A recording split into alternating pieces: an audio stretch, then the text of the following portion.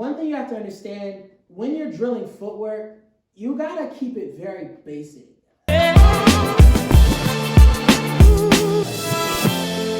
can't stress this enough. Footwork is one of those things that you have to get a strong mind-body connection. You know, you see people doing these like super fast drills and stuff. That stuff is cool, but it's not really going to cement what's going to keep you alive. This drill right here, what me and Diego are gonna do is, it's about understanding space and distance relative to your partner and yourself. Because from the beginning levels to even some advanced levels to the pro levels, one of the things a lot of people fuck up on is an understanding of space and time relativity. And so this drill right here is one that I still use to this day for a lot of my fighters to be what I call be better dance partners. I'm partner A, Diego's partner B. What I'm gonna do is I'm gonna get in my fight stance and I'm gonna take my lead hand. Diego's gonna get his hands up in his fight stance, and I'm just going to put my hand out and I'm gonna move my body until I can comfortably rest my hand on Diego's top glove without super outstretching it. And then all we're gonna do is, Diego's now the captain.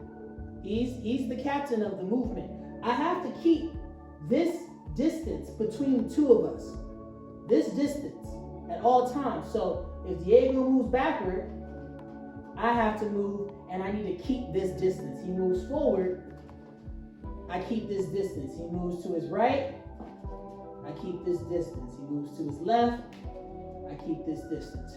Real simple. Because I need to always be able to touch, fire this jab at a good distance without needing to always super step in. That's a big problem I see a lot of people in their footwork. Me and Diego are gonna move, he's gonna just move. And I'm just gonna pay attention to how he's moving, he's gonna keep moving. And I'm just gonna keep this distance with us, and he's gonna keep moving. Yeah, just like that. Oh, almost fucked me up. Good, good, very good, time. This is an easy drill because now what you can do with this is you can start to add in your other elements. So if I'm here with Diego, I can now begin to add my cross because it's a good distance. I go tap, cross, he moves. I go tap, cross, he moves again. Tap, cross, he moves again. Boom, there we go, tap, cross. It's a good way to understand space-time relative to your partner, and it's an easy drill that you can do with partners that is relatively low risk.